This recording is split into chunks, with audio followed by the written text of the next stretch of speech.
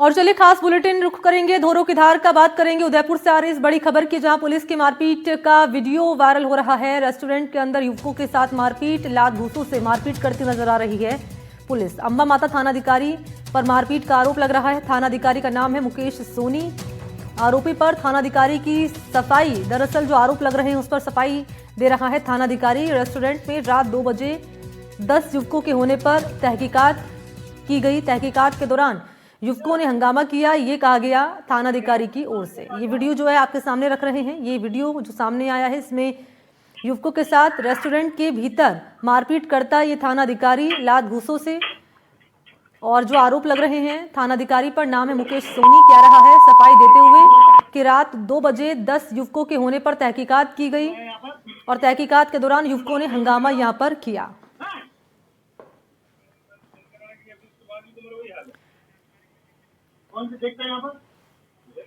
और इसी पर हमारे सहयोगी विपिन इस वक्त जुड़ चुके हैं। विपिन, क्या है पूरा मामला? बिल्कुल, ये जुलाई माह का सीसीटीवी फुटेज जो है बताया जा रहा है। इसमें मुकेश सोनी से जब बात हुई तो उनका कहना है कि सूचना मिली थी आस पड़ोसियों से कि कुछ लोग युवक जो है रेस्टोरेंट के अंदर शटर बंद करके बैठे हुए हैं और उस समय रात की 2 बज रही थी। चाहते के 2007 में गश्त में ही थे तो वहां पहुंचे, काफी देर तक शटर को बाहर से बजाया, युवकों को खोलने के लिए कहा, लेकिन उन्होंने शटर नहीं खोला। इसके बाद में उस रेस्टोरेंट के पीछे ही एक दरवाजा था, उसमें इंटर हुए तो युवकों ने हंगामा खड़ा कर दिया। उसके बाद में मारपीट की और थाने में उनको लेके गए। हालांकि ये अब तक सामने नहीं आया है कि उन युवक जो है 2 बजे रात को क्या कर रहे थे, उनके खिलाफ पहले भी कोई मुकदमे है या नहीं है और पुलिस ने उनके ऊपर क्या कार्रवाई। क्योंकि मुकेश सोनी से जब हमने पूछा कि इन युवकों के खिलाफ पुलिस ने क्या कार्रवाई की तो उनका कहना था कि 10 माह पुराना एक बार रिकॉर्ड देखना पड़ेगा, उसके बाद ही पता चल पाएगा कि उस समय क्या एक्शन लिया गया। जी, इस मामले में कोई FIR, कोई रिपोर्ट दर्ज कराई गई है? जिन युवकों के साथ मारपीट की गई है उनकी ओर से क्या कह रहे हैं? सबसे बड़ी बात यह कि जिन युवकों के साथ में जुलाई माह में मारपीट हुई उसके बाद से युवक भी अब तक सामने नहीं आए हैं और उनकी तरफ से भी किसी प्रकार की कोई शिकायत दर्ज नहीं करवाई गई है। क्या कह रहे हैं युवक? इनसे बातचीत आपकी हो पाई अब तक? युवक, जैसा मैंने बताया कि युवक अब जुलाई से लेकर अब तक किसी प्रकार से किसी भी रूप में शिकायत के रूप में सामने नहीं आए, ना इन्होंने कोई लिखित शिकायत दी है। अच्छा विपिन, आप बता रहे हैं जुलाई का वीडियो है? जी जी, जुलाई का वीडियो है और अब ये जो वायरल हो रहा है। जी ठीक है विपिन, बहुत बहुत शुक्रिया आपका तमाम जानकारी के लिए। तो एक बार फिर से वीडियो आपके टीवी स्क्रीन पर हम रख रहे हैं, जहां पर थानाधिकारी जिस पर लग रहा है मारपीट का आरोप इन तमाम युवकों से। और आगे रुक करेंगे झालावाड़ से आ रही बड़ी खबर का, जहां गोल्डन टेम्पल एक्सप्रेस में सीट विवाद को लेकर मामला। सीट विवाद में यात्री की बेरहमी से की गई पिटाई और इसका वीडियो जो कि सामने आया है। कोटा से भवानी मंडी के बीच ये मारपीट हुई है। सूचना पर CRPF और RPF सक्रिय हुए हैं। RPF ने 3 युवकों को भवानी मंडी स्टेशन पर उतारा और उतारकर यहां मारपीट में घायल भवानी मंडी अस्पताल में भर्ती कराया गया है। प्राथमिक इलाज के बाद झालावाड़ रेफर किया गया है। आरोपी को कोटा CRPF ने डिटेन कर लिया है। तो ये तस्वीर देख लीजिए, आपके सामने रख रहे हैं। सीट को लेकर विवाद हुआ है। ये यात्री की बेरहमी से पिटाई की गई है। गोल्डन टेम्पल एक्सप्रेस में पिटाई का वीडियो आपके सामने, और जिस व्यक्ति से पिटाई हुई है उसका अस्पताल में उपचार जारी है। ये देखिए, ये युवक आपको नजर आ रहा होगा। ये कुछ युवक हैं, देखिए, सीट को लेकर बेरहमी से पिटाई करते हुए ये लोग। सूचना पर CRPF और RPF सक्रिय हुए हैं। 3 युवकों को भवानी मंडी स्टेशन पर उतारा गया। मारपीट में घायल को अस्पताल में भर्ती करा दिया गया है। कोटा से आ रहा था तो 8-10 बदमाश लड़के थे साथ टोल के अंदर, और मेरे साथ उन्होंने बहुत जान से मारने की कोशिश करी। चाकू मारे सर, मेरे सर के ऊपर, और बहुत बेरहमी से मारा, जिससे वो कोई जानवर को मारते हैं ना, उससे बहुत बुरा कंडीशन में मारा। आप उनको जानते हो क्या? नहीं, कभी नहीं देखा मैंने वो। तो ये कौन सी जगह की घटना, कौन सी जगह चाकू मारा? ट्रेन में? कौन सी ट्रेन में? नहीं, कहाँ? कोटा से स्टार्टिंग है। देखिए पेशेंस लेवल, आप देखिए लोगों का, कि छोटी सी छोटी बात पर जान लेने पर उतारू ये लोग हो रहे हैं। ये देखिए, महज सीट को लेकर विवाद हुआ और देखिए किस तरह से एक के बाद एक ये युवक ये बेरहमी से मारपीट करते हुए इस व्यक्ति से जो कि सीट पर बैठा हुआ है, उसको आपने सुना भी, अस्पताल में उपचार उसका जारी है। तो सीट को लेकर ये पूरा विवाद शुरू हुआ और ये मारपीट की गई है। यात्री के साथ। और सूचना पर सीआरपीएफ एक्टिव हुई है और रियाज इस वक्त जुड़ चुके हैं। रियाज, ये बताइए इन आरोपियों के खिलाफ क्या कार्रवाई हो रही है? देखिए, अभी फिलहाल जो जानकारी मिल रही है उसके अनुसार 3 आरोपियों को पुलिस ने डिटेन किया है, उनसे पूछताछ की जा रही है। ये युवक जिसके साथ मारपीट हुई है भवानी मंडी का रहने वाला है, शाहबाज नाम का युवक है, जो कोटा से भवानी मंडी आने के लिए गोल्डन टेम्पल एक्सप्रेस में सवार हुआ था। इसी दौरान सीट को लेकर कुछ लोगों से इसकी कहासुनी हुई और कुछ देर बाद उन्होंने बेरहमी से इसके साथ मारपीट करना शुरू कर दिया। युवक का आरोप है कि इसके सर पर चाकू से भी वार किए गए। बहरहाल गंभीर रूप से युवक घायल है, जिसको पहले भवानी मंडी में उतार कर प्राथमिक उपचार किया गया। उसके बाद झालावाड़ मेडिकल कॉलेज में इसको अभी दाखिल करवाया गया है, जहां आईसीयू में इसको उपचार किया जा रहा है। पुलिस की तरफ से फिलहाल पूरे मामले में कोई स्पष्टीकरण अभी तक आया नहीं है। बस यही जानकारी मिल रही है कि 3 लोगों को डिटेन किया गया है, उनसे पूछताछ की जा रही है और बाकी जो लोग हैं उनको चिन्हित करने का प्रयास किया जा रहा है। और इन तीनों का बैकग्राउंड क्या है रियाज? देखिए, पंजाब के रहने वाले युवक बताए जा रहे हैं और ऐसा बताया जा रहा है कि आपराधिक प्रवृत्ति के युवक हैं जिनके द्वारा इसके साथ मारपीट की गई है। बिल्कुल, आपराधिक प्रवृत्ति के युवक बताए जा रहे हैं जिन्होंने मारपीट की है इस व्यक्ति के साथ, जिसका अस्पताल में उपचार जारी। शुक्रिया आपका रियाज तमाम डिटेल्स के लिए।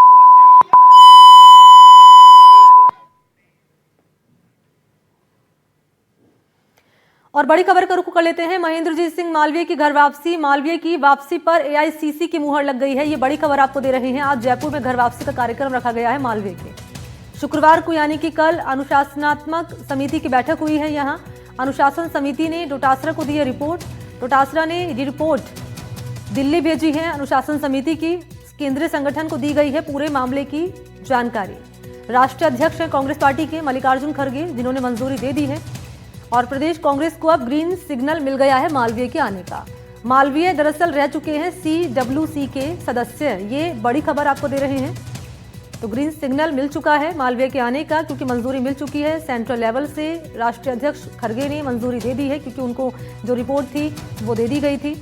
और राजस्थान की सियासत कांग्रेस की एक अहम बैठक के बाद और तेज हो चली है। बीजेपी में गए पूर्व मंत्री महेंद्रजीत सिंह मालवीय की वापसी को लेकर कांग्रेस अनुशासन समिति की बैठक में मालवीय समेत 6 नेताओं की कांग्रेस में वापसी पर मंथन हुआ है। प्रदेश कांग्रेस कमेटी के वॉर रूम में हुई इस बैठक की अध्यक्षता की है अनुशासन समिति के चेयरमैन उदयलाल आंजना ने। और आंजना ने साफ कर दिया है कि अनुशासन समिति अपनी रिपोर्ट प्रदेश अध्यक्ष डोटासरा को सौंपेगी। इसके बाद आलाकमान स्तर पर अंतिम फैसला लिया जाएगा। जी, मालवीय सहित 7 आदमियों के संबंध में हमारे पास एजेंडा मिला था।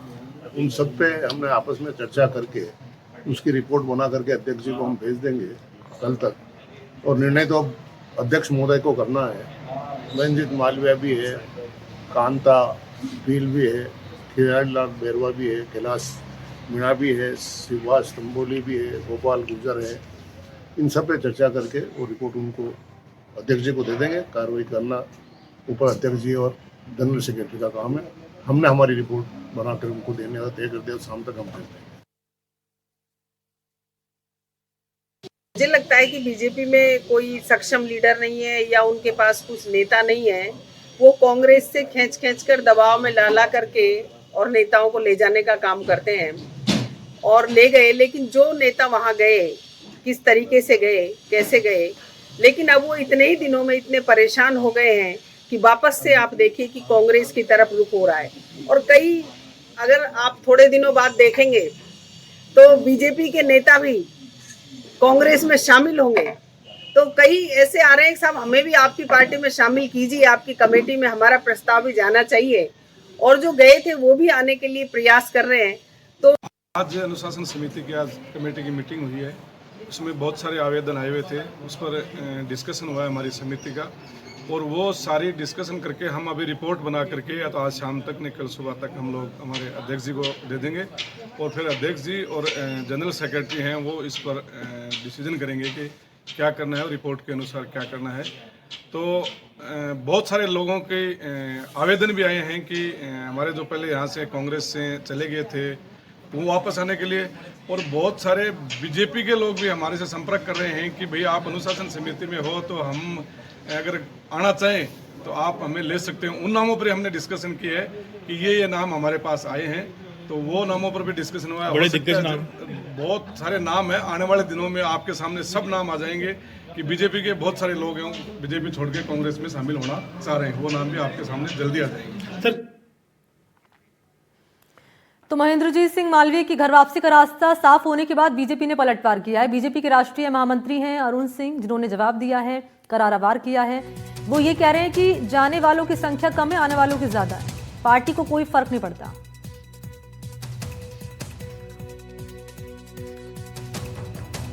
तो एक तरफ जहां कांग्रेस पार्टी ये कहकर आरोप लगा रही कि बीजेपी में कोई अनुशासन नहीं है और जो अब तक बीजेपी में शामिल हुए हैं वो धीरे धीरे कांग्रेस में वापस आ जाएंगे। आने वालों की संख्या अधिक है, जाने वाले की संख्या एक दो चले जाते हैं, तो उसमें कुछ लोगों की महत्वाकांक्षा अधिक होती चले जाते हैं, लेकिन ऐसी कोई बात नहीं है।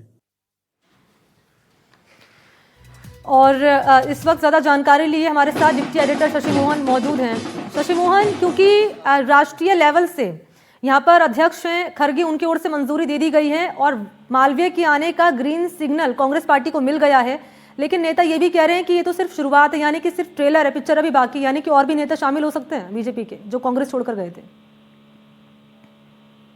दरअसल कांग्रेस छोड़कर गए कई नेता लगातार संपर्क में हैं अपने मूल संगठन के, और नेताओं ने हरी झंडी के लिए उन्हें रुकने के लिए कहा है। कुछ नेता ऐसे भी हैं जो अभी बीजेपी में अपना मन लगाने की कोशिश कर रहे हैं, तो कुछ नेताओं को पार्टी ने कह दिया है कि आप रुकिए, अभी सही समय का इंतजार कीजिए। लेकिन महेंद्रजीत सिंह मालवीय की वापसी एक महत्वपूर्ण घटनाक्रम है, महत्वपूर्ण इस मायने में क्योंकि वो सीडब्ल्यूसी के सदस्य रहे। उनका छोड़कर जाना भी बड़ी बात थी, क्योंकि सीडब्ल्यूसी कांग्रेस की सर्वोच्च बॉडी है, जो वर्किंग कमेटी है, उसी में सारे फैसलों की मंजूरी ली जाती है। कोई भी बड़ी योजना बनती है, आगे का प्लान रणनीति जो भी बनती है, वो सीडब्ल्यूसी की मंजूरी से ही होता है। ऐसे में मालवीय का जाना झटका था, लेकिन मालवीय का आना भी कांग्रेस के लिए बड़ी राहत है। और आप देखिए, कल अनुशासन समिति की बैठक हुई, देर रात कमेटी को समय मिला, गोविंद डोटासरा से उनसे मुलाकात हुई, रिपोर्ट दी गई उनको, और उसके बाद उन्होंने वो रिपोर्ट एआईसीसी भेजी। ये एक तकनीकी पहलू था, क्योंकि मालवीय सीडब्ल्यूसी के सदस्य रहे, इसलिए एआईसीसी की मंजूरी जरूरी थी।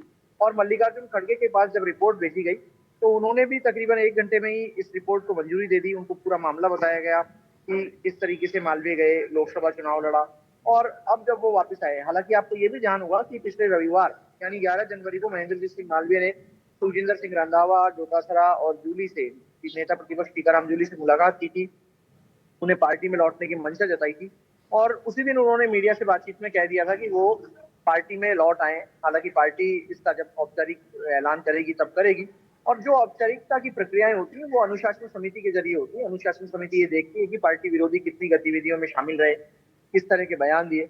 हालांकि वो बयान भी अब बुलाई हुई बातें हो चुकी हैं।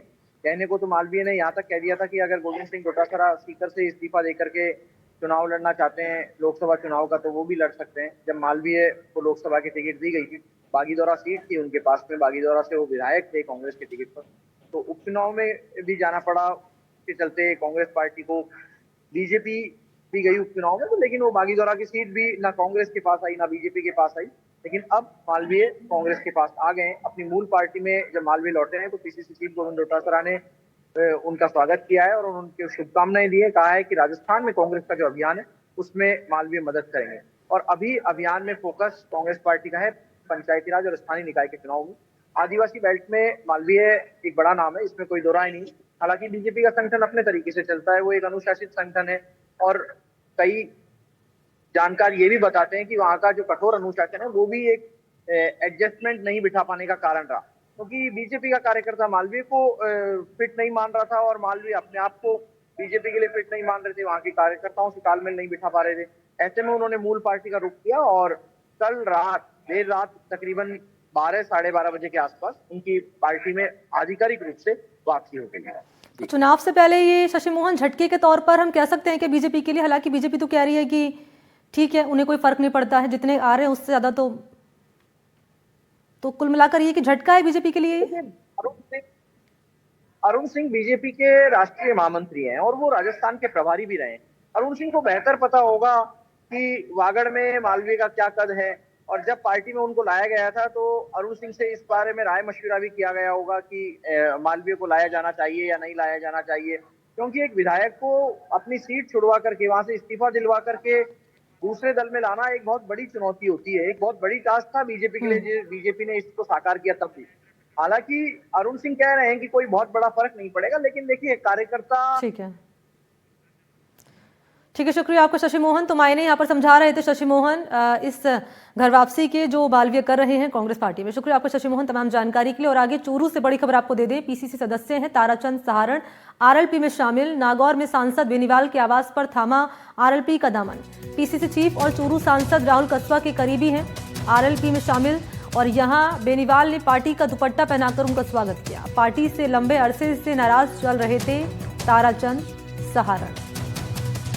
तो पीसीसी सदस्य ताराचंद सहारण जो कि आरएलपी में शामिल हो गए हैं, और इसी पर सहयोगी गजेंद्र इस वक्त जुड़ चुके हैं। गजेंद्र, पूरी खबर बताएं।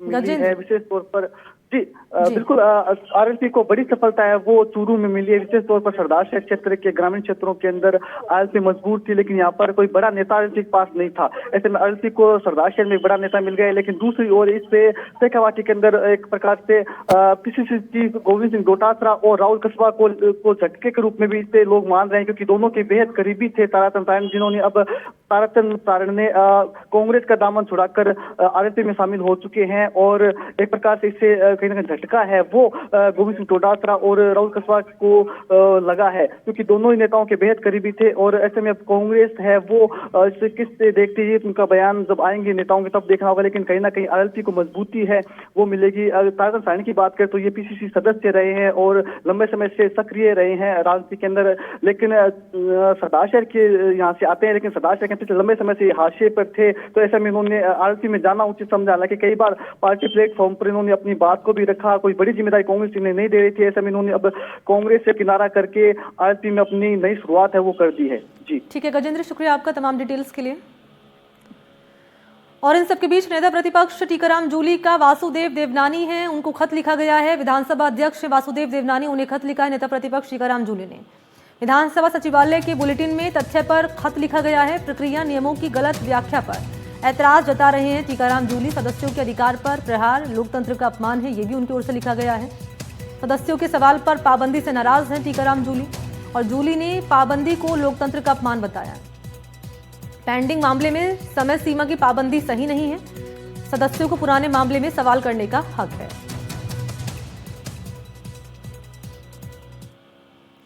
जैसलमेर से बड़ी खबर आप जानिए, खुइयाला में अवैध क्लिनिक पर छापेमारी हुई है। चिकित्सा विभाग का यह एक्शन सामने आया है। यहां सीएमएचओ ने क्लिनिक को सील कर दिया, बिना डिग्री और दस्तावेज के इलाज करने का आरोप लग रहा है। झोलाछाप नाम है विक्रम सिंह इसका, इस पर इलाज करने का आरोप लग रहा है। क्लिनिक से सीबीसी मशीन समेत कई और मशीनें जब्त हुई हैं।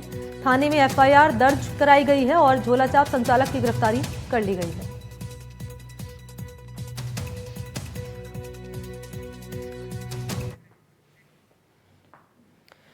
तो जयपुर लिटरेचर फेस्टिवल में साहित्य और इतिहास का अनोखा संगम देखा गया, जब जोधपुर के पूर्व राज परिवार के सदस्य महाराजा गज सिंह की किताब बापजी का विमोचन हुआ।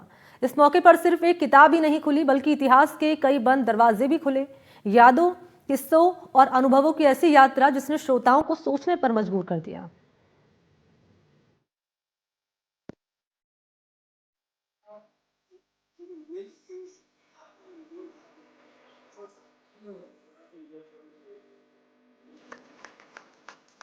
जयपुर लिटरेचर फेस्टिवल का मंच इस बार खास रहा। जोधपुर के पूर्व महाराजा गज सिंह पर आधारित किताब बापजी का विमोचन हुआ। इस दौरान पूर्व महाराजा गज सिंह ने अपने जीवन के कई अनकहे पहलुओं को खुलकर साझा किया। कार्यक्रम के दौरान गज सिंह ने अपने पिता से जुड़े कई पुराने और यादगार किस्से भी सुनाए। मैं 4 वर्ष का था और मुझे वो थोड़ा सा याद है, जो राज तिलक हुआ था किले में, यहाँ हमेशा होता है श्रृंगार चौक में। तो ये पहले बार था जो मैं लेडीज़ के साथ नहीं आया, पूरा मेल फंक्शन था। तो मेरे अंकल्स मुझे लेके आए उसमें, और उसमें सब लोग साफे वगैरह बड़े मूछे वगैरह पहन के बैठे थे। तो एक बहुत मुझे आश्चर्य लगा हुआ कि इतना बड़ा फंक्शन में मुझे लाया गया। मुझे बताया गया था कि फादर कहीं दूर चले गए हैं और अब मुझे उनकी रिस्पॉन्सिबिलिटी संभालनी पड़ेगी। फेस्टिवल में गज सिंह की एक शासक के साथ साथ एक संवेदनशील इंसान की झलक भी दिखी। उन्होंने बताया कि कैसे राज परिवार की परंपराओं के बीच रहते हुए भी उनका परिवार आम लोगों से जुड़ाव रखता था। जिम्मेदारी है आपके लोगों की है, आपकी ये धरती है और यहाँ ही आपका काम होगा और इनको आपको संभालना पड़ेगा। तो वो हमेशा बचपन से मुझे बताया गया और मैं राज्यसभा में था 2 वर्ष इंडिपेंडेंट मेंबर जैसे। मुझे पार्टी ऑफर की थी मेरे जी ने, मैंने कहा पार्टी नहीं लूँगा मैं, आप इंडिपेंडेंट बनाओगे तो बन जाऊँगा। तो मैं इंडिपेंडेंट हुआ, मेरे फादर भी इंडिपेंडेंट थे, मदर भी इंडिपेंडेंट। चर्चा के दौरान किताब Jodhpur the king who would be man पर खुलकर संवाद भी हुआ। गज सिंह ने कहा कि सत्ता या वैभव से ज्यादा उन्हें काम करना और लोगों की सेवा करना हमेशा प्रिय रहा। उनका मानना है कि राजसी पहचान से बड़ी पहचान समाज के प्रति जिम्मेदारी की होती है। हाँ, उनके थ्रू हम करते हैं, बात करते हैं। जो अपनी राजपूत संस्थाएं भी है तो ये ओसर मोसर, ये दहेज वगैरह, इसके खिलाफ करते हैं और ख़ास करके मोर इम्पोर्टेंटली एजुकेशन पे हमने ध्यान दिया है और एजुकेशन ऑफ गर्ल्स की शिक्षा, इससे ये सब बातें हैं ये दूर हो सकती है। जयपुर लिटरेचर फेस्टिवल के इस सत्र में इतिहास, साहित्य और व्यक्तिगत अनुभवों का ऐसा मेल देखने को मिला जिसने श्रोताओं को न सिर्फ अतीत से जोड़ा बल्कि वर्तमान में भी सोचने की नई दिशा दी। महाराजा गज सिंह ने युवाओं और नई पीढ़ी को समाज सेवा का मंत्र दिया। का इतिहास है, आपकी जो हेरिटेज है, इसको आप संभालें और लोग आप पे ध्यान देते हैं तो लोगों का काम देखें, आप लोगों से मिले, चाहे पावर नहीं हो लेकिन और भी है, कुछ भी है जो NGOs वगैरह फाउंडेशन के द्वारा काम हो सकता है और हमारे लोग काफ़ी फील्ड में है। कोई लोग पॉलिटिक्स में गए हैं, कोई एनवायरनमेंट में है, कोई स्पोर्ट्स में है, ऐसे बहुत से राजघराने के लोग हैं और आज के खास करके जो ये नई पीढ़ी है वो बहुत ही एजुकेटेड है, आगे आ रहे हैं और महिला भी है, आगे आ रहे हैं और काम कर रहे हैं। कुल मिलाकर बाप जी का विमोचन सिर्फ एक किताब का लोकार्पण नहीं था बल्कि एक पीढ़ी की यादों और मूल्यों को नई पीढ़ी तक पहुंचाने का सशक्त प्रयास भी था। जयपुर से हर्षा कुमारी सिंह की रिपोर्ट, NDTV राजस्थान।